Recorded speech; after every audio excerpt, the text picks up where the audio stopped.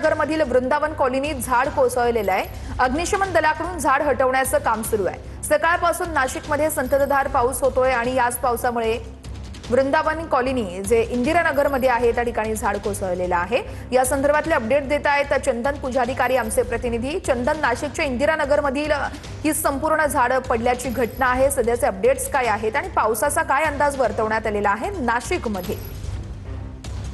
आपण बघतोय की या ठिकाणी नाशिकमध्ये संततधार पावसाला आज सकाळपासून पुन्हा एकदा सुरुवात झालेली आहे आणि नाशिकमध्ये आपण बघितलं की 2 दिवसांपूर्वी ज्या पद्धतीनं जुनं एक मोठं झाड उन्मळून पडलं होतं, अगदी त्याच पद्धतीनं नाशिकच्या इंदिरानगर परिसरातल्या वृंदावन कॉलनीमध्ये एक झाड कोसळलेलं आहे।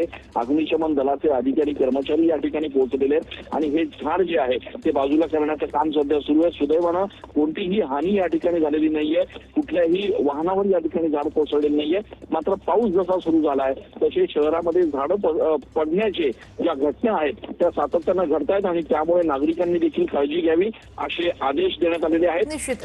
निश्चितच चंदनजी, या संदर्भातले अपडेट्स आपल्याकडून घेत राहू। तुर्तास धन्यवाद।